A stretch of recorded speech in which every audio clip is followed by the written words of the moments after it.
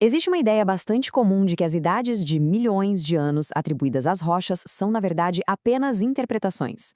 Mas será que essa interpretação científica é a mesma coisa que uma simples opinião? Vamos entender por que na ciência a história é muito mais complexa e, acima de tudo, rigorosa. Para analisar isso, nosso caminho será o seguinte: primeiro, vamos dissecar essa alegação de simples interpretação.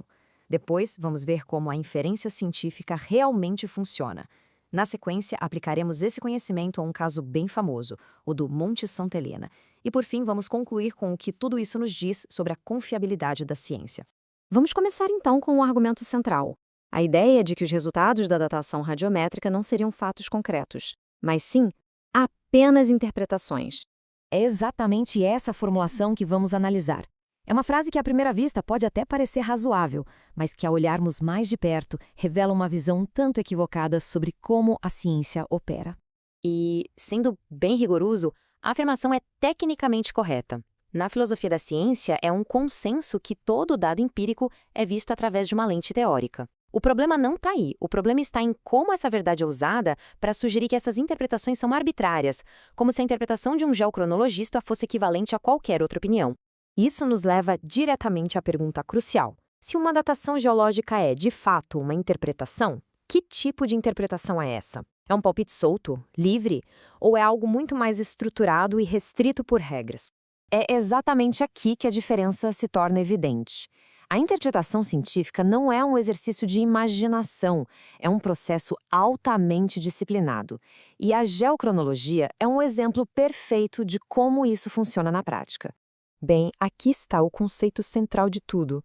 A interpretação geocronológica é contextualmente ancorada. Vamos pensar da seguinte forma: um número de idade por si só não significa quase nada.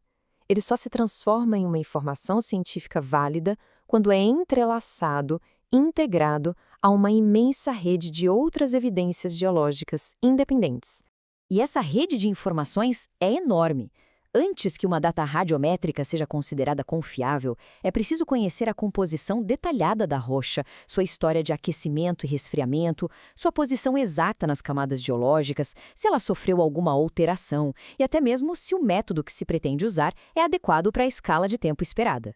A própria escolha do método de datação, seja ele potássio-argônio, urânio-chumbo ou qualquer outro, também não é aleatória. Ela depende de uma análise prévia muito cuidadosa. Fatores como a idade que já se espera encontrar, os tipos de minerais disponíveis na rocha e a suscetibilidade a contaminações determinam qual método será o mais preciso para aquela amostra específica. Além de tudo isso, o processo analítico em si segue uma cadeia de etapas extremamente rigorosas. Começa com uma coleta cheia de critérios no campo, passa pela preparação e purificação no laboratório, vai para a medição em instrumentos calibrados e termina com um tratamento estatístico robusto dos dados. Cada passo é padronizado e controlado. Isso tudo ilustra o erro fundamental do argumento inicial. Ele simplesmente apaga a diferença colossal que existe entre uma inferência científica, que é disciplinada, restrita por evidências e baseada num sistema, e uma opinião livre, que não tem nenhuma dessas amarras. São categorias de pensamento completamente distintas. Essa distinção fica perfeitamente clara quando a gente analisa um caso muito citado para tentar desacreditar a datação radiométrica, o do vulcão Monte Santa Helena. O ponto central aqui não foi uma falha do método de datação em si. O problema todo surgiu porque protocolos científicos que são essenciais para a aplicação correta da técnica foram, na verdade, ignorados por completo. Um protocolo geocronológico correto teria exigido, no mínimo, estes 3 passos cruciais. Primeiro, uma análise detalhada da rocha.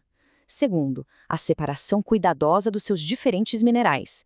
E terceiro, a escolha de um método de datação compatível com a idade conhecida da amostra. Nada disso foi feito nos experimentos que geraram a controvérsia.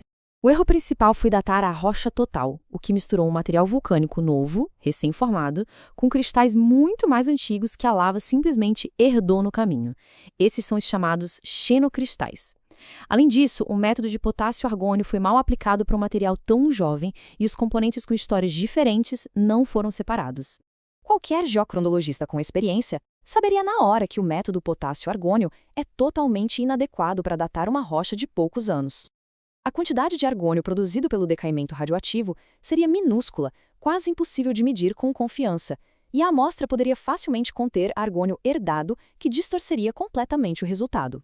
E o ponto mais crítico: o contexto geológico da amostra foi simplesmente omitido quando ela foi enviada para o laboratório. Isso compromete toda a cadeia de interpretação, pois o laboratório depende dessa informação para escolher o método correto e avaliar se os resultados fazem sentido.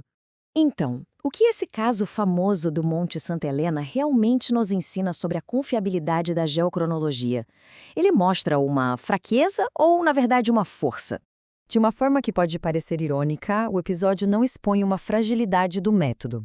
Pelo contrário, ele demonstra a robustez dos critérios metodológicos. Os resultados anômalos só foram identificados como anômalos porque os cientistas sabem exatamente quais regras devem ser seguidas. A idade incorreta que foi obtida é precisamente o resultado que a teoria geocronológica preveria para uma aplicação tão falha. De forma indireta, isso acaba por confirmar que os princípios fundamentais do método estão corretos. Se as regras são quebradas, o resultado é sem sentido, exatamente como o esperado por um sistema que funciona. Em resumo, as datações radiométricas são sim interpretações, mas são interpretações rigorosamente condicionadas pelo contexto, pelo método e por uma convergência de evidências. A sua confiabilidade não vem de um número mágico, mas da integração de múltiplas linhas de conhecimento. O objetivo não é gerar um número isolado, mas sim reconstruir a história do tempo. Isso nos deixa com uma reflexão final. A linha que separa a mera opinião do conhecimento científico é desenhada justamente por uma metodologia rigorosa, restritiva e, acima de tudo, ancorada em um contexto amplo de evidências. É isso que transforma um simples número em uma janela para o passado profundo.